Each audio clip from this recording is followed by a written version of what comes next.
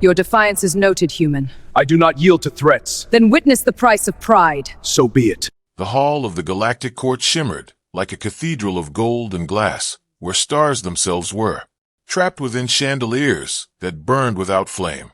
Beneath their glow, nobles of a dozen species whispered as the humans stood before the Emperor's D's.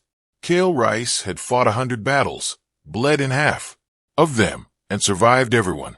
But this felt worse than war. Around him, alien eyes gleamed with judgment, envy, or amusement. The voice of the Imperial Herald rang through the vaulted chamber. By decree of the Council of Blood and Flame, Captain Kale Rice of Earth's Legion shall select a consort from the Houses of Alliance to seal peace through union. The word struck him like a hammer. He'd known it was coming. The reward for his victories against the Outer Rim uprising. But knowing didn't make it less absurd. A soldier's life wasn't meant for politics, much less marriage. Yet here he was, armor polished, hands bound by ceremony rather than war. On either side of the hall, candidates stood in ceremonial formation, beings of grace, power, and impossible beauty. Some shimmered with bioluminescent skin, others radiated energy fields that hummed in the air, and among them stood one figure who drew silence merely by existing. Tall, crimson-skinned, armored in obsidian and gold, eyes glowing like twin embers. She didn't fit among the courtiers. She didn't even pretend to. Saren, daughter of the war-born queen, the most feared warrior of her kind. Her presence was raw gravity. Scars marked her face like lightning. Her hair braided in red cords that looked like rivers of blood under the chandeliers. When the Emperor's voice boomed, "Choose human." Kale's gaze found hers instantly.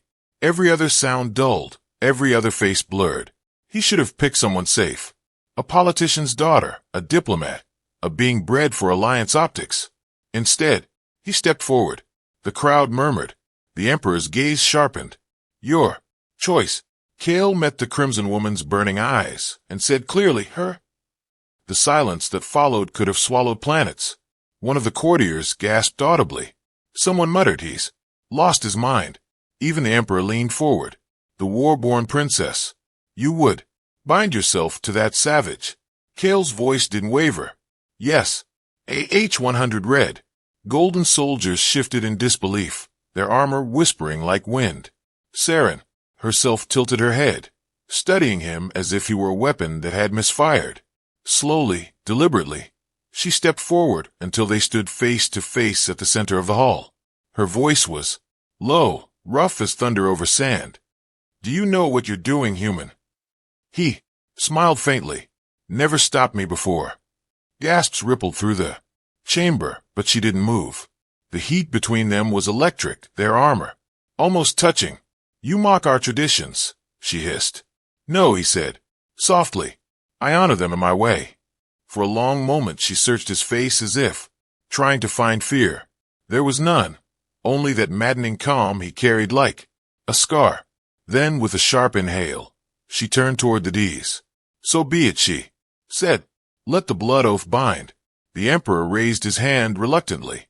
The chamber's air thickened with ritual energy as crimson light circled them, coiling around their wrists like molten chains. The mark of union burned into their skin, sealing what no one believed would last. When the ceremony ended, the murmurs didn't.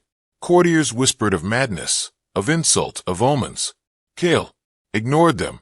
Saren didn't look back at him once as she strode down the corridor, her armor clicking like the heart of a storm. He followed at a distance, half expecting her to vanish into smoke. When she finally spoke, her tone was colder than the steel of her pauldrons. "You shame yourself before your kind." "Not the first time," he said. "But you, I agree." She didn't answer immediately. When she did, her words cut like a blade. "Because the galaxy loves a tragedy." They walked in silence through corridors lined with gold and crystal, their reflections fractured by the ornate glass. Kale caught glimpses of her in each one. Red, fierce, impossibly alive. "You think this is tragedy?" he asked. "It's politics," she said flatly. "You're a pawn. I'm a weapon. Together we make spectacle." He grinned. "Good. I've always liked an audience. She turned sharply, eyes blazing. You don't understand. Human. You've tied yourself to my bloodline. The war-born do not love. We conquer. Then maybe you've been doing it wrong, he said and kept walking. Her jaw tightened, but she said nothing. The chamber they reached next was enormous, filled with the banners of conquered worlds. It was both temple and trophy room. She stopped at the far end and removed her helmet. Without it, her face was sharper, more dangerous. Not because of beauty, but because it was so alive. With defiance. You think courage is charm, she said. You mistake recklessness for strength. Maybe, he admitted, but I also think strength isn't what you use to break others. It's what you use to stop yourself from doing it. She blinked. Expression unreadable. Your kind always talks in riddles.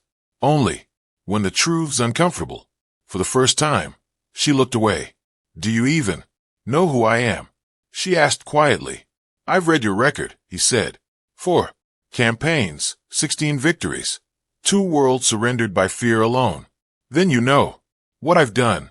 I know what they said you did. His gaze softened. I prefer to find out for myself. She stared at him for a long, still moment before stepping closer until the heat of her armor brushed his. If you touch me again, she whispered, voice low and dangerous, you'll bleed. He met her eyes without flinching. Guess we'll see.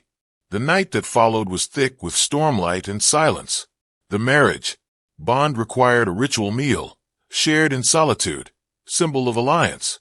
They sat at opposite ends of a long obsidian table, the glow of the chandeliers, painting them in gold and red. Neither spoke for a while. Kale studied her movements, precise, deliberate, like every motion was a battle. You eat like a soldier, he said finally. Her gaze flicked up. Better than eating like a diplomat. Can't argue there. The silence stretched again, but this time it wasn't hostile. Just waiting. Finally, she set down her cup.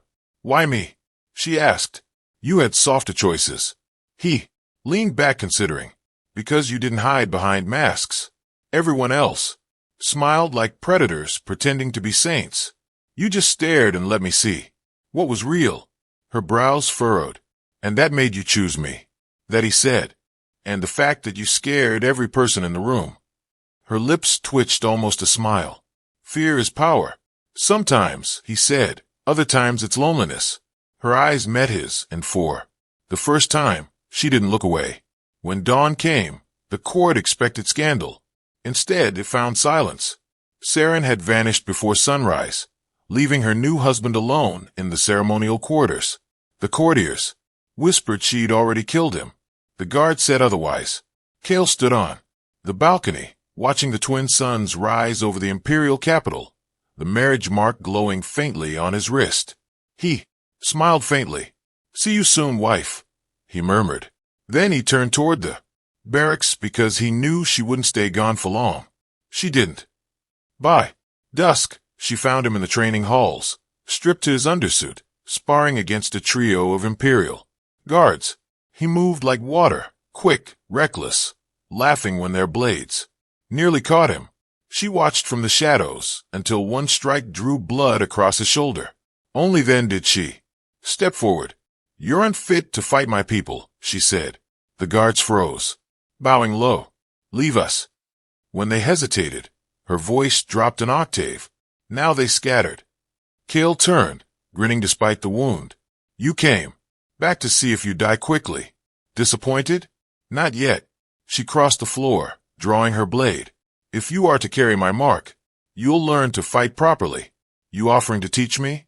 No, she said. I'm promising to break you.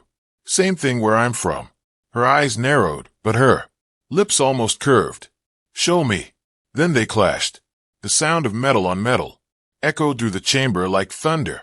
She was faster, stronger, relentless. But he was unpredictable, ducking, feinting, laughing even as she disarmed him again and again. You don't yield, she said breathless. You don't hold back, he countered. That's progress. When the final blow knocked him flat, she stood over him, blade pressed against his throat. He looked up at her, chest heaving. Told you I'd last longer this time. Her expression flickered, between fury and something softer. You're impossible. You say that like it's a compliment. The tension between them shifted. No longer battle, not yet. Peace. Slowly, she lowered the blade. You learn quickly, she said. You teach. Well, I wasn't trying to. Exactly. He smiled. Then maybe we're finally getting somewhere. Outside, the twin suns dipped below the horizon, and the palace lights rose like stars being born. Neither of them spoke as the last echoes of their fight faded. But when she turned to leave, he said quietly, You don't scare me, Saren. She paused at the doorway, her silhouette framed by gold light. You should. Maybe, he said. But you don't. She looked back once, eyes glowing like coals in the dark. Then maybe I chose wrong, she murmured. He smiled. Or maybe you didn't. And though neither would admit it, that was the first night they both stopped feeling alone. The weeks that followed were a strange sort of war, not of armies or planets, but of wills, glances, and unspoken challenges. Every morning, the great training hall of the Imperial Citadel rang with the clash of steel and the thud of impact between human and Waren. Kale learned the rhythms of her people's combat the way a poet learns silence through bruises, breath, and persistence. Saren never went easy on him. She fought like she lived, without hesitation, without apology. Her strikes came like storms, her words sharper than the blades they crossed. And yet, beneath every insult, there was something else, something that sounded dangerously like respect. Again, she commanded, her crimson skin gleaming under the torch light. Kale groaned, rolling to his feet, sweat soaking through his undersuit. You planning to kill me? Or just maim me artistically? She tilted her head. You think art has mercy. I was hoping your sense of humor did. She struck without warning, forcing him to parry mid-sentence. He barely managed to deflect her blow, the clang echoing through the hall. She smirked, fangs flashing. You talk too much. I fight better that way. He shot back. Keeps my heart rate up. She lunged again, faster this time, her claws glinting like molten gold. Their blades met in a shower of sparks. For a moment, neither moved, locked in the press of will against will. You learn quickly, she murmured, faster than most of your kind. He grinned through gritted teeth. That a compliment? It's a warning. She twisted, disarming him with a clean flick of her wrist. His sword clattered across the floor. He didn't hesitate, lunging forward, catching her arm and using her momentum to spin them both. They crashed hard, her armored weight slamming into his chest. For an instant, her face hovered inches from his. Her eyes glowed like forges, her breath hot and furious. Touch me again, human, and you'll drink my blood, he said softly. Heard that one before. Her expression froze, torn between fury and laughter. Then she pushed herself off him, turning away. You're insufferable, and yet you keep inviting me back, because you refuse to quit. He stood retrieving his blade. That's called marriage, I think. She stopped mid-step, shoulders tensing. You mock sacred vows. No, he said quietly. I'm trying to understand them. That silenced her. When she finally turned back, there was no anger in her face, only something far heavier. Among my people, she said, marriage is a bond of strength. We test one another, not to wound, but to endure. The weak do not wed. Then we're perfect, he said. I've been stubborn my whole life. Her lips twitched, a ghost of a smile.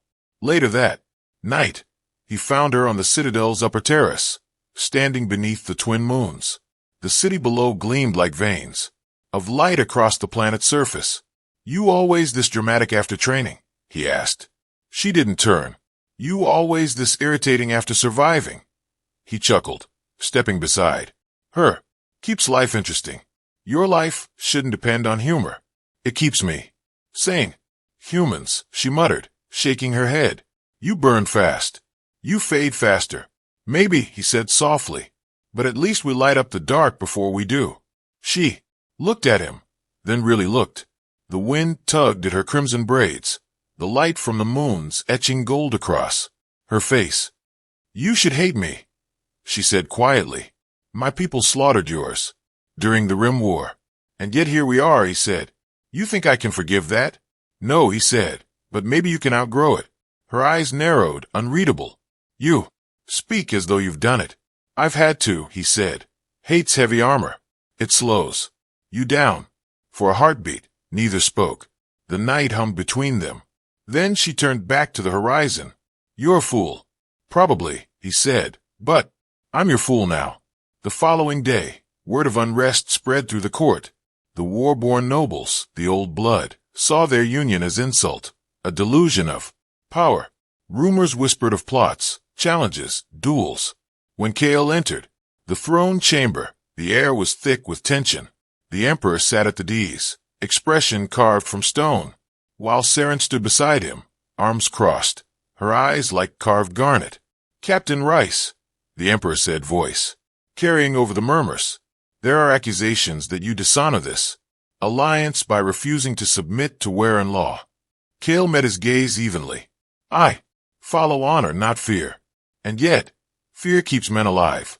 So does trust," Kale replied. The crowd erupted in murmurs. The emperor's eyes narrowed. "You speak boldly." "Truth doesn't whisper well," Kale said. Someone in the crowd hissed, "Arrogant ape." Saren's gaze snapped toward the voice. In a blur, she drew her sword and hurled it, embedding the blade inches from the offender's throat. The hall froze. "Speak that word." Again she growled, "and I'll teach you its price." The silence that followed was absolute. She turned back to the emperor. "My consort speaks truth. You wanted a union of strength. Then let it be tested, not mocked." Her father's expression hardened, but something in his eyes softened too. "So you defend him," he said quietly.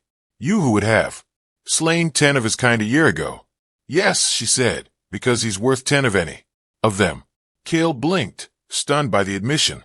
The court gasped. The emperor rose, his voice echoing like a hammer. "Then so it shall be. Let the trials of unity commence. If he survives, the bond is sanctified before all. And if I don't," Kale asked, "then your ashes will honor the floor of our ancestors." The emperor said, "Comforting," Kale muttered. Saren shot him a glare. "Don't make me regret this." "You already do," he said, grinning. Her eyes flickered with exasperated warmth before she turned away. The trials were ancient. 3 challenges designed to test worth, strength, and spirit.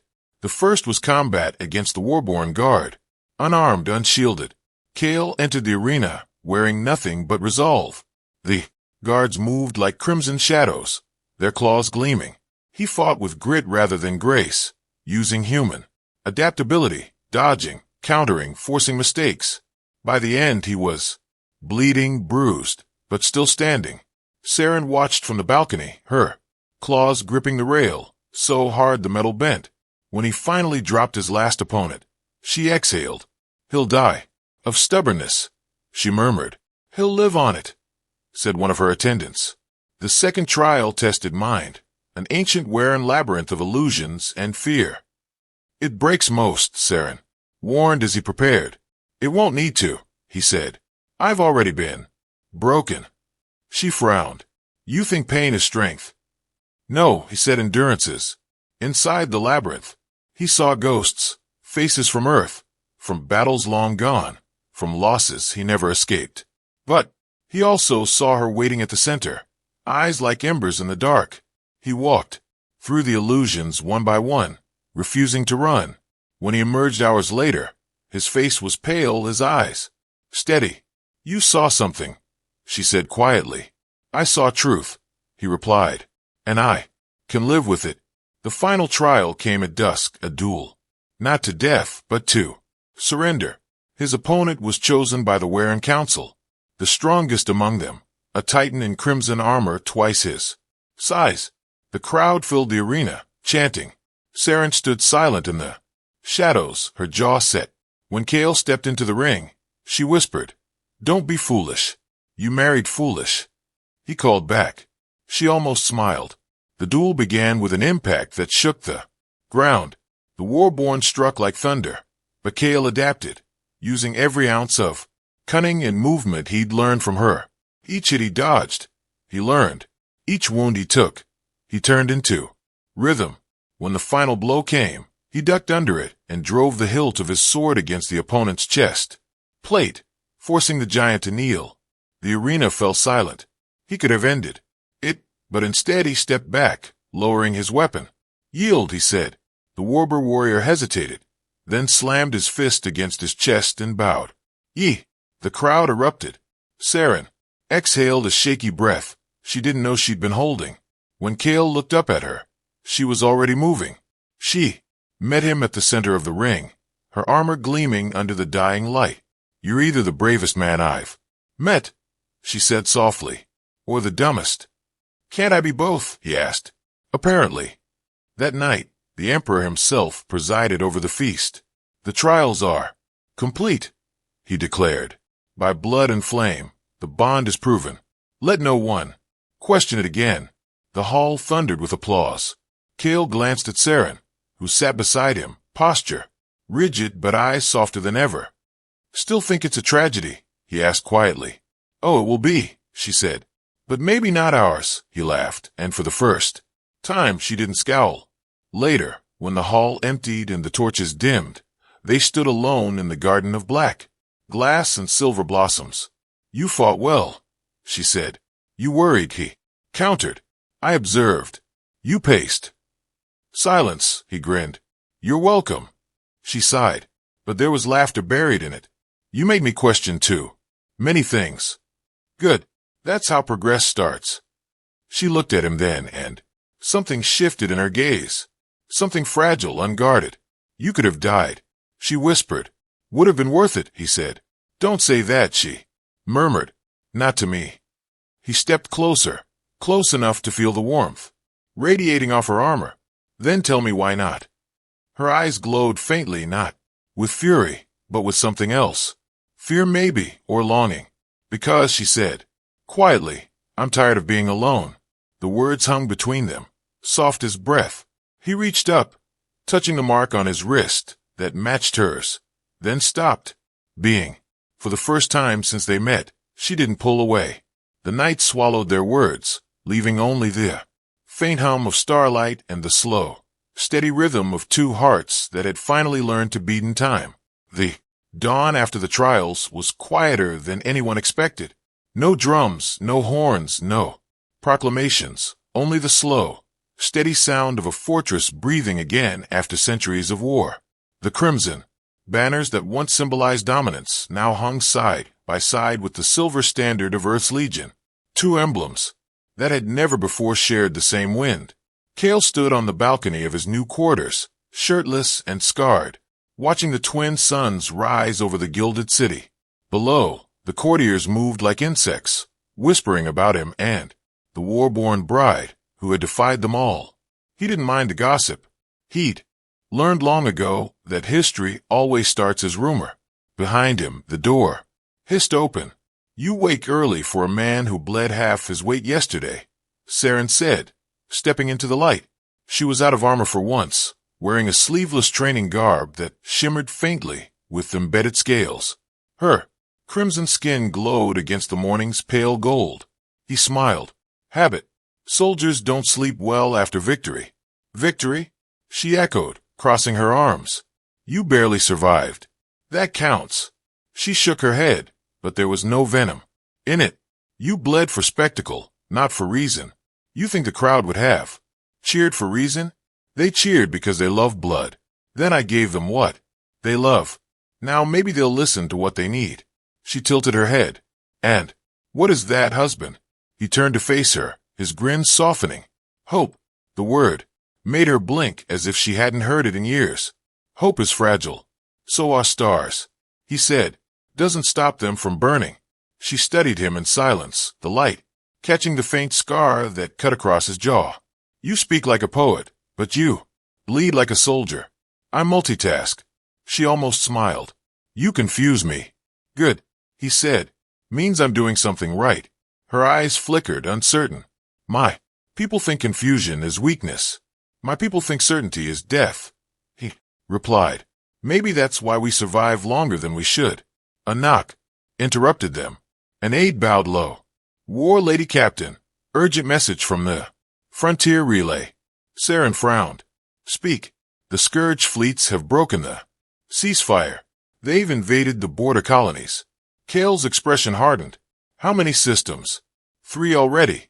The Council calls for mobilization. Saren's jaw tightened. The Warren will march and Earth's Legion will follow. Kale added. The aide hesitated. The Council forbids human deployment. Saren's eyes flared. They forbid my consort. They fear his influence. The aide said quietly. They say he is unbound by our oaths. Then they can fear me too. She snapped. Prepare the fleet. The aide bowed and fled. Kale raised an eyebrow. Was that affection? Defiance? She corrected. You inspire bad habits. I'll take it. She glanced at him. Sideways. You truly intend to fight? You expected otherwise? You've already proven yourself. So, you think war stopped for certificates? She sighed, muttering in her native tongue. You'll be the death of me. You keep saying that, he said, reaching for his jacket. But so far, I've made you stronger. She paused, then gave a low laugh. Rough and unexpected.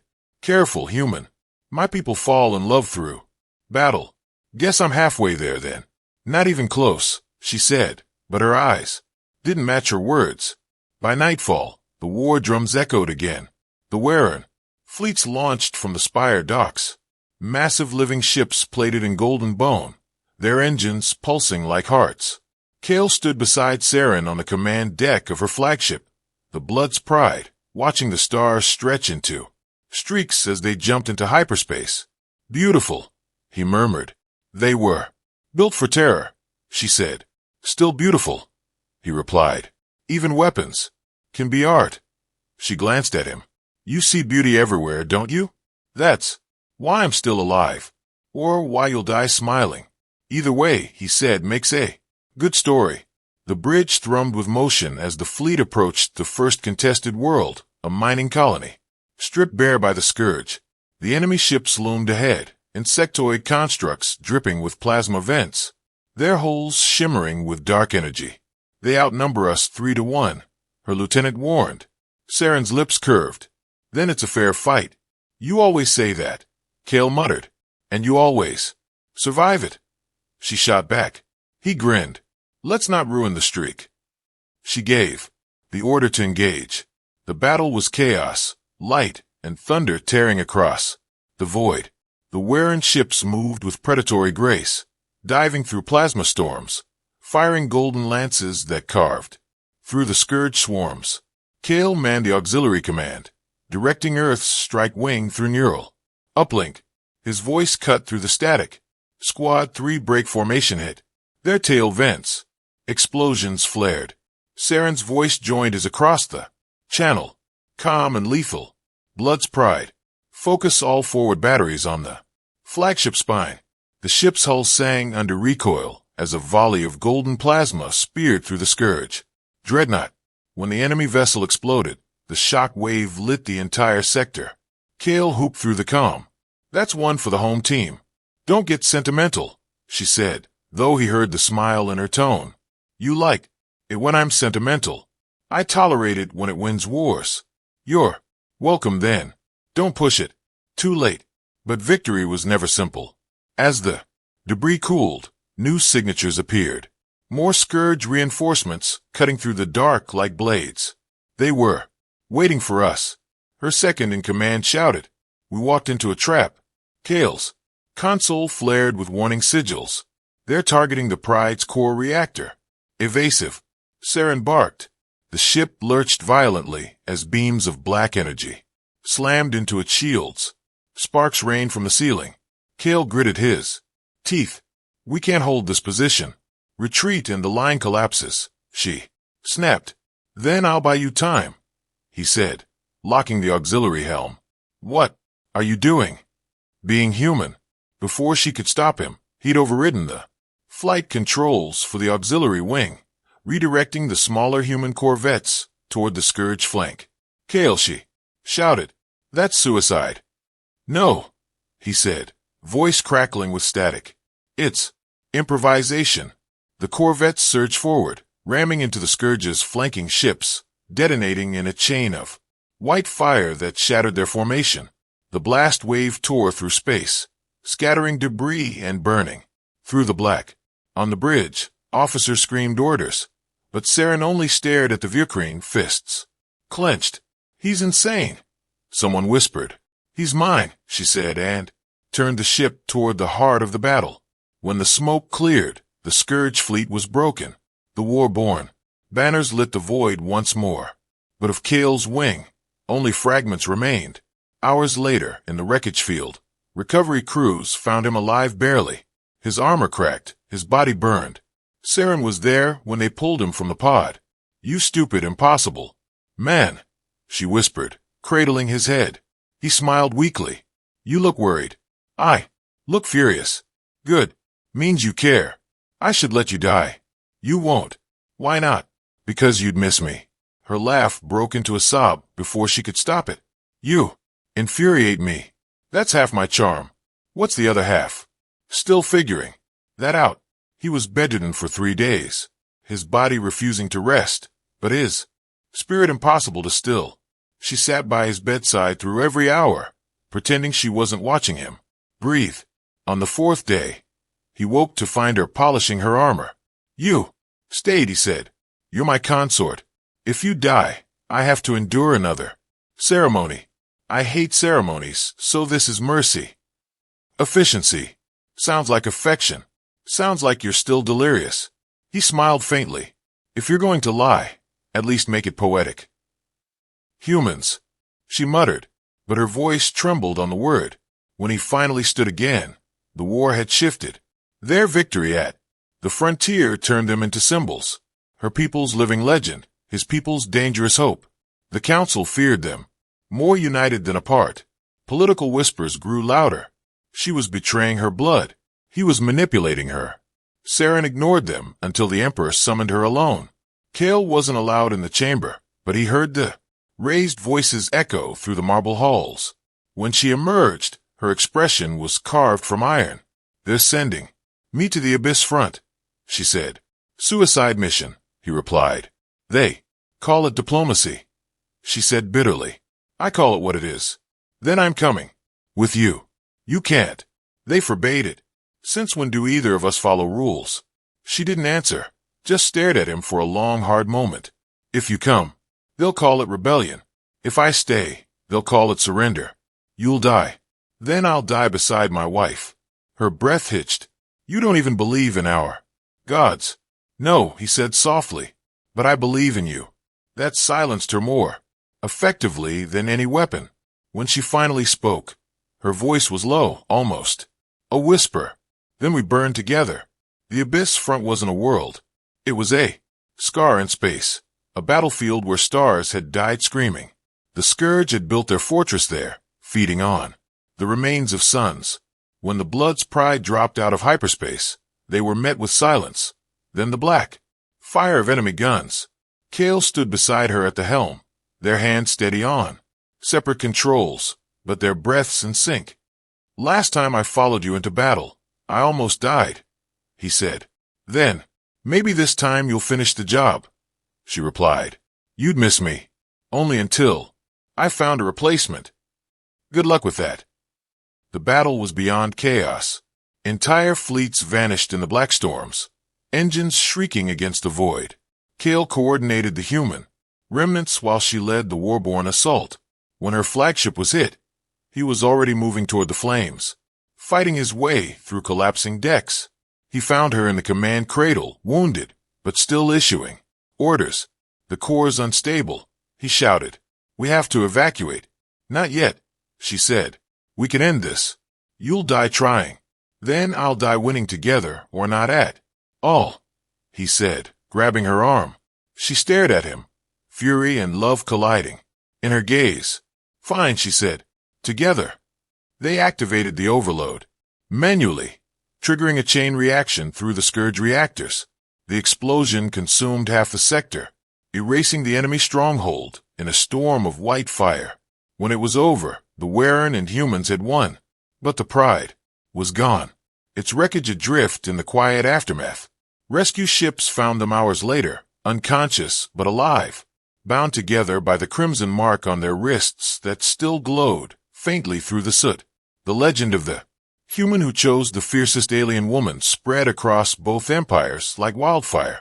And somewhere deep in recovery, when Kale finally opened his eyes, she was there again, scarred, weary, radiant. Still alive, she whispered, "You sound disappointed." I was practicing my eulogy. Better keep it handy. You'll need it before I do. She smirked faintly. You never stop tempting fate. It's jealous, he murmured. Keeps chasing me. One day it'll catch you. Maybe, he said softly. But not today. The victory at the Abyss front changed everything. Not just for the Warborn or humanity, but for the fragile empire that had built its peace upon fear. Across the systems, banners of both worlds flew side by side. Miners on the edge colonies carved their names into the stone of newly freed worlds. Soldiers whispered their story around campfires, how a human had stood beside a queen of war and lit the dark with defiance. But in the high courts of the capital, celebration curdled into fear. Power had shifted, and those who thrived on control could not forgive that. Kale knew at the moment they returned. The Emperor's summons came before the wounds on his knuckles had even closed. Saren tried to stop him. "They will not praise you," she said. "They'll measure where to strike." "Let them try," he said. "They've done worse. You think yourself immortal." "No, I just think I've run out of better options." She gave a bitter laugh. "You sound like a Warren already. Coming from you, I'll take that as flattery." Her hand lingered on his wrist, the mark of their bond still faintly glowing. "Don't give them what they want," she said softly. "Don't let them make you their monster." He smiled faintly. "If I'm anyone's monster, it's yours."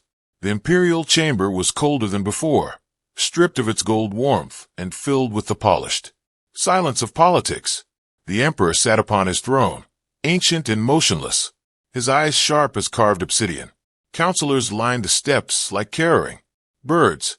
"Captain Rice," the Emperor began, "or should I say, consort to our world." Kale inclined his head slightly. "Whichever keeps me from the gallows." "Your Majesty." The court rippled with uneasy laughter. The Emperor's gaze didn't waver. "You speak boldly for one who stands accused." "Accused of what?" Kale asked. "Of ambition," the Emperor said. That single word echoed through the hall like thunder. "You unite human and Warren fleets. You speak to both as if you command them.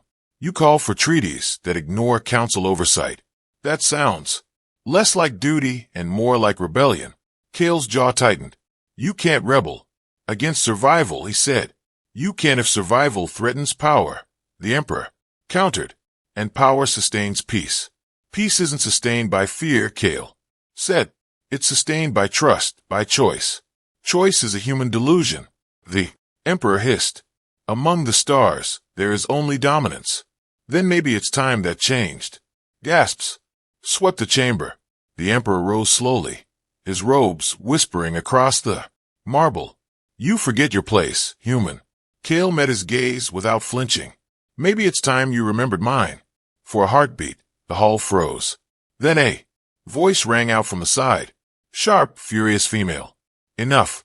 Saren strode into the chamber, her armor gleaming like molten gold. "You accuse my husband of rebellion, yet it is your fear that breeds it." The Emperor's expression hardened.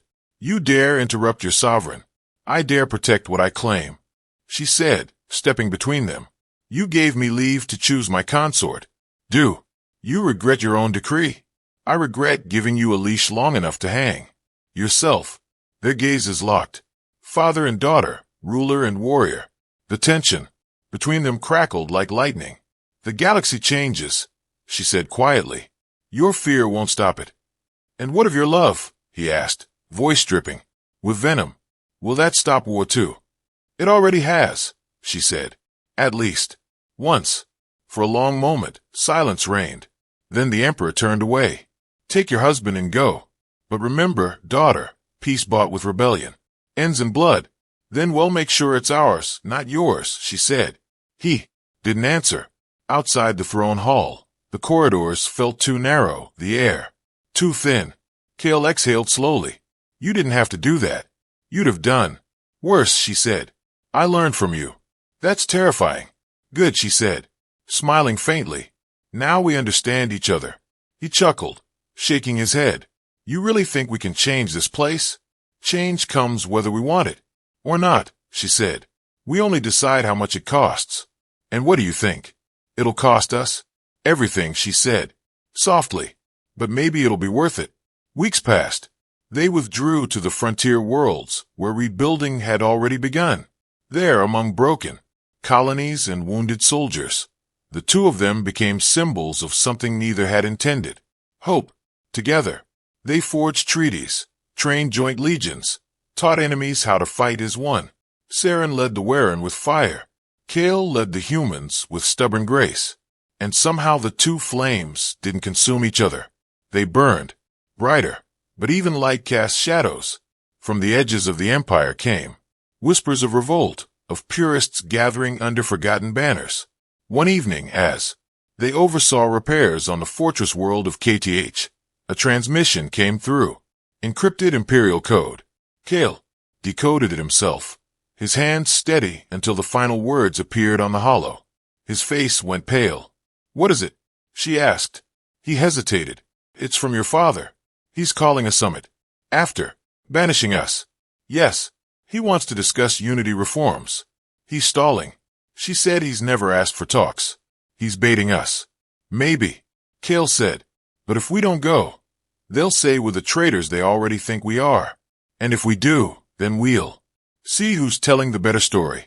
She studied him, her crimson eyes searching. His face. You'd walk into the lion's den for words. You'd walk into war for pride, he said. We both idiots. Agreed. She sighed. Then we go together. Always. He said. The Imperial Citadel was colder than they remembered. Gone were the chants and banners. Only silent guards lined the marble halls. The Emperor awaited them in a dim chamber lit by a single star lamp. You came, he said. I thought pride would keep you away. We came for truth, Kale said. Then, let it be spoken. The Emperor gestured to the hollow table where tactical displays flickered to life. The Scourge are not finished, he said. Their remnants regroup in the dark sectors. They will strike again. We must unify command. You mean seize it, Kale said. Your words, not mine. You want my armies, Saren said coldly. You want his legend, the Emperor replied. Together, you frighten the council. Separate, you are manageable. Her eyes narrowed. You mean to divide us? To save you, he said. He is mortal. Saren, his kind burns bright and dies fast. When he falls, your people will turn on themselves. Let me spare you that grief. Kale stepped forward, voice like steel. You talk about mercy while holding a knife. And you talk about love, as though it outlives flesh, the Emperor said softly. It does, Kale said. If it's real. For a long moment, they stood locked in silence. Then the Emperor sighed. So be it. You've chosen your path. The sound that followed was too fast for thought. A whisper of motion, a flicker of light. The Emperor's guard drew weapons. Kale moved first, shoving Saren aside as the shot tore through the air. Pain flared white-hot across his chest. He hit the floor hard, the world spinning. She was on him, instantly, roaring words in her native tongue, tearing through soldiers like a storm of crimson fury. The chamber erupted in chaos. When the smoke cleared, she was kneeling over him, her armor streaked with blood, some his, some theirs. You fool, she hissed. I told you not to give them what they want. You talk too much. He rasped, blood flecking his lips. Don't you dare. Die, she said. You'd win too easily, he murmured. Medics swarmed. They took him to the healer's chambers, but even their technology had limits. The shot had burned deep, grazing his heart. For hours, she sat beside him, unmoving, the silence between heartbeats louder than any battle. When his eyes finally opened, weak but alive, She exhaled a sound halfway between relief and fury. "You're impossible," she said. "You say that a lot," he whispered. "Because it's always true." "You cried," he teased weakly. "No liar." Silence. She leaned closer, eyes glowing softly. "Rest. You've done enough damage for one day." "Can't," he said faintly. "Still have to annoy you." "Later," she said and brushed her claws gently against his cheek. He healed slowly, too slowly. But time wasn't idle. The Emperor's wound ran deeper than the one he dealt. It fractured the council. Civil unrest spread through the core worlds. Rumors said the human consort had died. Rumors said the war-born queen had taken the throne. The truth was somewhere between. Saren stayed by his side until he could stand again. But when he did, the fire in her eyes had changed. "He won't." "Stop," she said. "Your father power never does. He'll burn the galaxy before he lets it move forward. Then we'll stop him," Kale said. "Together," she hesitated. "And if together isn't enough, then we'll make it be." The rebellion began quietly. Messages, alliances, promises whispered in shadow. Soldiers who'd once sworn to the Emperor now followed the banner of unity, the sigil of two intertwined marks. As fleets mobilized, Kale stood beside her on the command platform, gaze steady. "This wasn't what I imagined when I said I wanted a wife," he said. "Regrets?" she asked. "Only that we didn't meet sooner. We'd have killed each other." "Probably," he said, smiling faintly. "Still worth it." "You're a fool," she said. But her voice broke halfway through. The first strike came at dawn.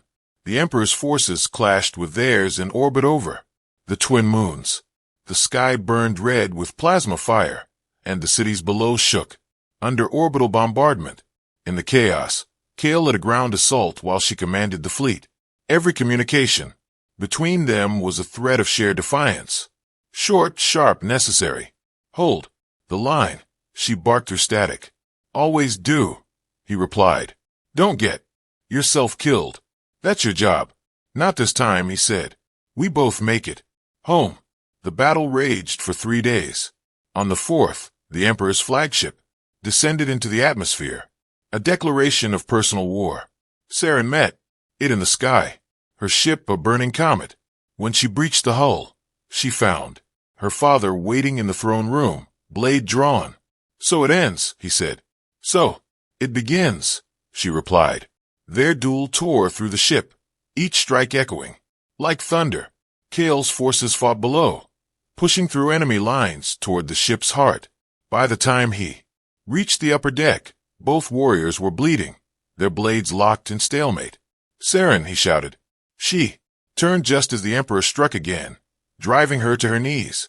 Without hesitation, Kale charged forward, slamming into the Emperor with a roar. The three of them crashed against the burning D's, metal shrieking beneath their weight. The Emperor's sword sliced across Kale's shoulder, drawing blood. "You'd die for her." The old ruler spat. "I'd live for her." Kale growled, driving his fist into the Emperor's chest.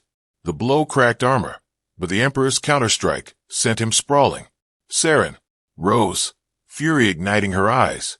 "You'll not touch him again," she hissed. "You think love makes you strong." The Emperor sneered.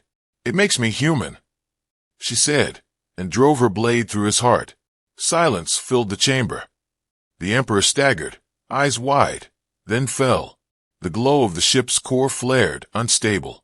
Kale reached for her hand. "We have to go." "No," she said, shaking her head. "The core's overloading. Someone has to stabilize it. Then we do it together." "Kale." "Together," he said, firmly. She met his gaze, then nodded. Together. They turned toward the reactor. As the ship began to crumble around them, the light swallowed everything. Silence, endless and bright. The explosion had ripped the sky open, swallowing sound, motion, even thought. When Kale awoke, there was nothing but the distant hum of failing power conduits and the ache in his bones. His vision swam before it sharpened, twisted. Metal, fractured light, and Saren lying a few meters away, her armor cracked, her face pale under the soot. He crawled toward her, dragging his leg through debris. his breath ragged. "Hey," he whispered, voice trembling. "You still with me?" She stirred weakly, her eyes flickering open, molten gold dimmed but alive. "You never listen," she rasped. He laughed, though it came out broken. "You married me. Your fault." The ship was dying around them, each groan of the hull a countdown to oblivion. Through the shattered viewport, the wreck hung above the capital, burning like a second sun. Below, the world trembled under the Emperor's fall, armies scattering, citizens crying out in confusion. Kale reached for her hand. "We have to move." "I can't," she said. He glanced at the armor sealing her leg and saw the shard of metal lodged deep. "Yes, you can," he said firmly. "You fought gods. A piece of steel won't stop you." Her lips twitched. "You're infuriating." "Good," he said, gripping her tighter. "That's our thing." Piece by piece, he lifted the wreckage, pinning her. The heat scorched his palms, but he didn't stop. "Don't you dare die now," he muttered. "We still owe the universe an argument. And if it doesn't listen, we yell louder." He freed her leg with a sharp jerk, earning a strangled hiss of pain. "Told you." He said nothing's impossible. She looked at him, really looked, and for the first time, the wall behind her eyes cracked. "Kale," she said softly, "if I die here, promise me something." "No promise." I said no. "You stubborn fool. Takes one to love one," he said, hauling her onto his shoulder. They limped through the collapsing corridors, the red glow of emergency lights flickering like heartbeat. The ship groaned and tilted, gravity faltering. Somewhere deep below, the core screamed its final warning. "Almost there," he panted. "Escape pods ahead. There's only one functional," she said, scanning the flickering readouts. "Then we share it. It won't hold both." "It'll hold us," he said. "It has to." She smiled faintly through the pain. "Your optimism is exhausting. That's marriage." "No," she whispered, leaning against him. "That's love." He froze for a heartbeat, the word hitting him harder than any wound. "Say that again," he said. "Later." She breathed. They reached the pod chamber just as the ceiling split open, exposing the vast black of space. Debris floated upward in slow-motion chaos. Kale secured her in the pod's harness, ignoring her protests. "There's no time," he said. "You'll stay," she said flatly. "Not a chance. The pod can't launch with the manual clamps locked. Then I'll unlock them from the outside." "Exactly. You'll die." "Maybe," he said, "but you'll live." "That's not balance. It's love." She stared at him, horror and all wearing in her expression. "You idiot," she whispered, "the universe's favorite one." Before she could stop him, he sealed the pod. Her fist slammed against the glass, her voice a silent roar through the vacuum. He smiled through the fractures in his visor. "You said you wanted to see what makes humans." "Impossible," he mouthed. "This is it." Then he hit the manual release. The clamps blew. The pod shot free, and the explosion that followed turned the sky white. The shock wave hurled him backward into the abyss. Saren screamed his name until her throat broke. The pod tumbled through atmosphere, its hull glowing like a falling star.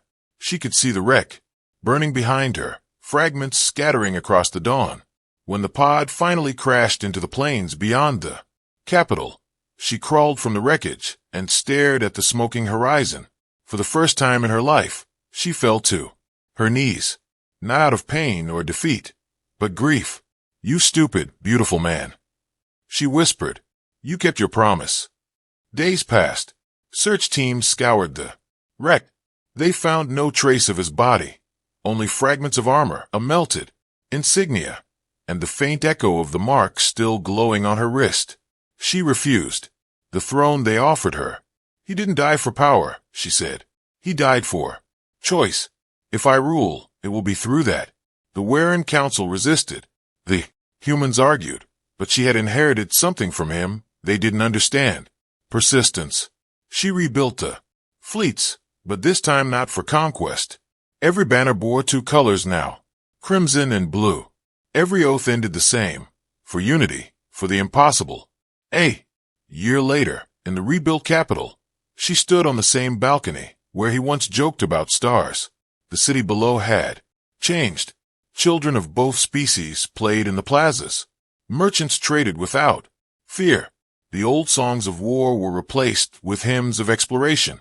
You'd hate the speeches, she said quietly to the wind. Too sentimental. She looked down at her wrist at the mark that still pulsed faintly under her skin. But you'd love the arguments we're still having. The faintest smile touched her lips. You always did. Then the transmission came. Weak, broken, filtered through static, but human. The voice was distorted, low, barely a whisper. If you're hearing this. The blood drained from her face. Kale, she breathed. The message continued. Don't rebuild the war. Build the bridge always together. The signal cut out. She gripped the railing until the metal bent. You impossible fool, she said, tears burning her eyes. You couldn't even die properly. But beneath her anger, something brighter sparked. A new mission. She launched the Unity fleet 2 weeks later. Its destination, the far edge of known space, where the abyss front had been swallowed by debris and myth. The expedition became a pilgrimage crewed by humans and Waren alike. For months, they searched wreck after wreck, following faint energy trails and half-buried distress pings. Each night, she stood at the observation deck, staring into the black. You always said stars were just the universe. Remembering itself, she whispered. Then remember him. One morning, the scanners caught something. A life signature, faint but steady, pulsing beneath the frozen debris of the old Emperor's flagship. Her breath caught. Lock coordinates, she ordered. The Unity fleet descended into the ruins, cutting through wreckage that had drifted untouched for a year. When the search drones breached the central core, they found a survival capsule, its stasis field flickering, its occupant barely visible through frost. Human heartbeat detected. She was there when they thought him. He looked older, worn, scarred, but alive. His eyes fluttered, open, confusion and light fighting for dominance. You again, he murmured, his voice a whisper. I was starting to think heaven had claws. She laughed, the sound half sob, half joy. Idiot, she said, touching his face. You left me a message. Did it work? He asked weakly. Everything worked, she said. Except the part where you died. That one's overrated. Don't ever do that again. Can't promise, he said, smiling faintly. It's sort of my thing. The reunion became legend. The man who defied death returned not as a soldier, but as something else. A reminder that even among infinite stars, persistence was its own kind of magic. Together they rebuilt not an empire but a covenant. The Unity Charter they drafted became the foundation of a new age, one that banned conquest, replaced vengeance with exploration, and turned soldiers into architects of peace. The Warborn called it the era of two flames. Humans called it the age of the bridge. Years later, long after the last war banner was taken down, they returned to the plains where his pod had fallen. A monument stood there now. Two hands, one human and one warbur, reaching toward each other, never quite touching, but forever trying. They'll tell this story wrong, he said quietly, staring up at it. They'll say I was brave, or you were merciful, or that fate tied it all together. They'll be wrong, she said. It wasn't fate, it was choice. Yours or mine. Ours, she said softly. Always. Ours. He reached out, his fingers brushing hers. Still think I'm impossible more than ever, she said, smiling. Good, he said. Means doing something right. The wind carried their laughter across the plains, where new generations would one day stand and wonder if the stories were true. And somewhere in the light that stretched across the sky, two stars burned side by side, one blue, one red, neither brighter, neither fading, but both alive, because the other existed. And in the silence between worlds, a whisper echoed through the dark. Love doesn't conquer, it endures.